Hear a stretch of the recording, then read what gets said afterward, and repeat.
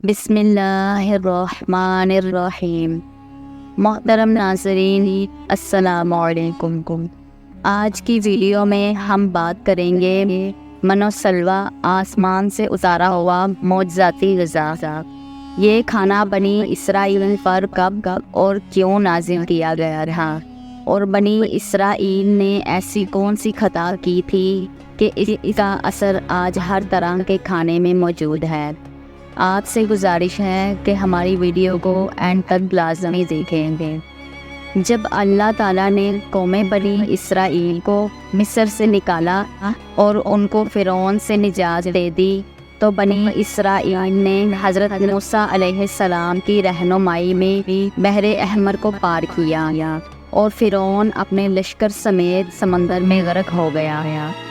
تو حضرت موسیٰ علیہ السلام کو کچھ اطمینان ہوا، تو اللہ تعالیٰ کا حکم ہوا کہ آپ بنی اسرائیل کے اس لشکر کو لے کر ارض مقدس یعنی شام میں داخل ہو جائیں، جس مقدس سرزمین کا وعدہ بنی اسرائیل سے لیا گیا رہا اور جو ان کو عطا کی جانے والی تھی۔ لیکن اس وقت ارض مقدس پر قوم عمالقہ کا قبضہ تھا، جو بدترین کفار تھے اور بہت طاقتور اور نہایت ظالم لوگ تھے۔ حضرت موسیٰ علیہ السلام بنی اسرائیل کو ساتھ لے کر عمالقہ سے جنگ کرنے کے لیے روانہ ہوئے، جن کی تعداد 6 لاکھ تھی۔ جب یہ لوگ ارض مقدس کے قریب پہنچے تو ان کے دل میں خوف طاری ہو گیا اور بزدلی پیدا ہوئی۔ ان لوگوں نے حضرت موسیٰ علیہ السلام سے کہا کہ اس شہر میں جوارین ہیں جو زور آور اور بہترین ہیں، لہٰذا یہ لوگ جب تک اس شہر میں رہیں گے ہم ہرگز داخل نہیں ہوں گے۔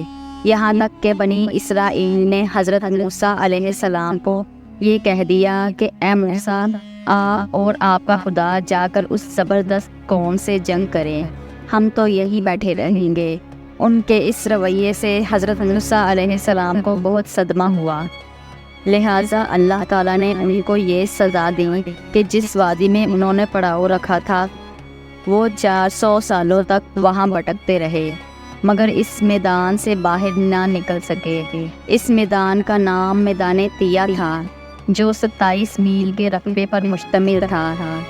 روایت ہے کہ بنی اسرائیل کے لوگ سامان اٹھا کر سارا دن چلنے کے بعد رات ایک جگہ پر پہنچتے اور جب صبح ہوتی تو وہ وہیں موجود ہوتے جہاں سے وہ چلے تھے، لہٰذا بنی اسرائیل اس میدان میں پھنس چکے تھے اور ایک ہفتے میں سب کا سامان ختم ہو گیا تو ساری قوم توبہ کرنے لگی اور معافی مانگنے لگی۔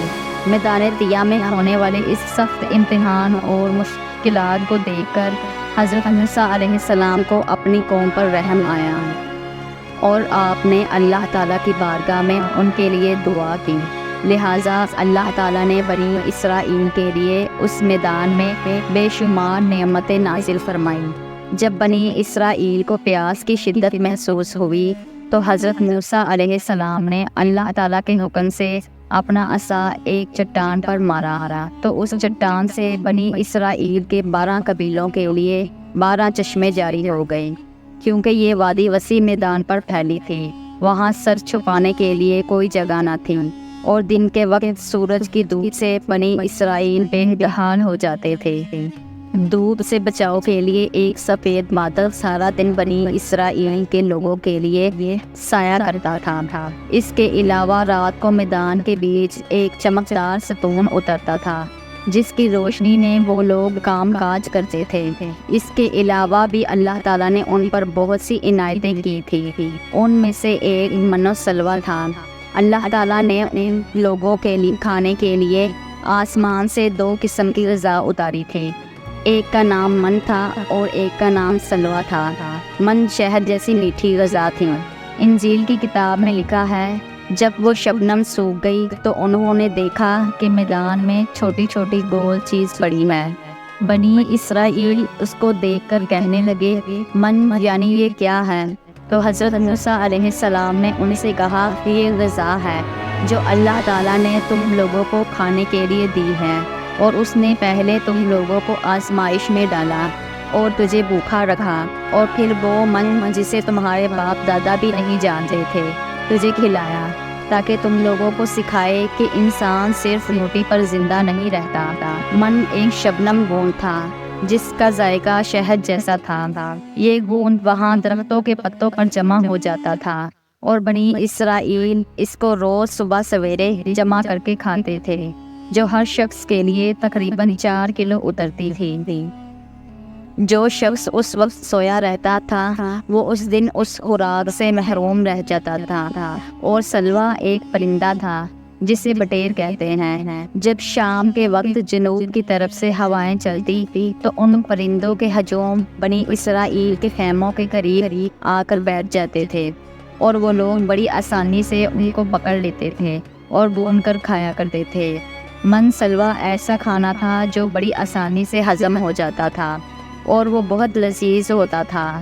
اس کے علاوہ بنی اسرائیل پر اللہ تعالیٰ کی طرف سے یہ معجزہ ہوا کہ ان کے بال اور ناخن بڑے نہیں ہوتے تھے اور نہ کپڑے پھٹتے تھے اور نہ میلے ہوتے تھے، اور جن بچوں کی پیدائش ہوتی ان کے جسم پر قدرتی لباس ہوتا تھا جو جسم کے ساتھ ہی بڑا ہوتا جاتا تھا۔ اس طرح وادی طیہ میں بنی اسرائیل من و سلوا اور چشموں کے سہارے ایک بہترین زندگی گزار رہے تھے۔ حضرت موسیٰ علیہ السلام کا یہ حکم تھا کہ روزانہ تم لوگ من و سلوا کھا لیا کرو اور کل کے لیے ہرگز اس کو ذخیرہ نہ کرنا تھا، مگر کچھ لوگوں کو یہ ڈر لگنے لگا کہ کسی دن من و سلوا نہ اترا تو ہم لوگ اس میدان میں بھوکے مر جائیں گے۔ چنانچہ ان لوگوں نے اس من و سلوا میں سے کچھ چھپا لیا اور کل کے لیے رکھ لیا۔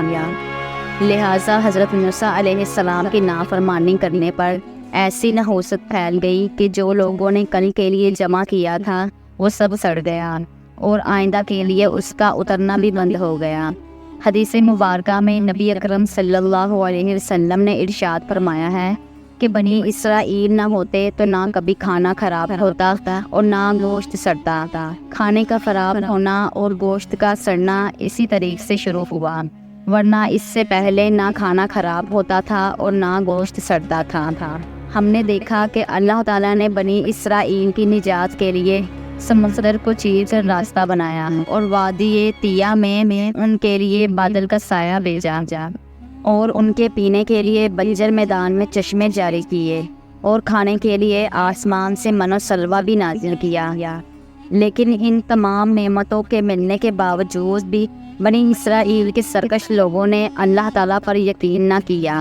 ان لوگوں نے اللہ تعالیٰ کے معجزات کو اپنی آنکھوں سے دیکھا تھا، لیکن اس کے باوجود ان لوگوں نے کھانے کو اگلے دن کے لیے جمع کرنا شروع کر دیا۔ اسی طرح جب ہم مشکل یا پریشانی میں پھنسے ہوتے ہیں تو ہم یہ بھول جاتے ہیں کہ اللہ تعالیٰ نے اس سے پہلے ہمیں کتنی نعمتوں سے نوازا ہے۔ ہم صرف یہ دیکھتے ہیں کہ ہم اس وقت بڑی مشکل میں ہیں۔ ہمیں یاد رکھنا چاہیے کہ مشکلوں سے بھی بڑا ہمارا پروردگار ہے، وہ کچھ بھی کر سکتا ہے۔ اسی طرح ہمیں کل کے لیے کھانے کی فکر نہیں کرنی چاہیے، کیونکہ جو اللہ تعالیٰ پر یقین رکھتے ہیں اللہ تعالیٰ ان کو غیب سے رزق عطا کرتا ہے۔ آج کے لیے بس اتنا ہی۔ اگر ہماری ویڈیو اچھی لگی تو مزید ویڈیوز دیکھنے کے لیے ہمارے چینل کو لائک، سبسکرائب اور شیئر ضرور کریں۔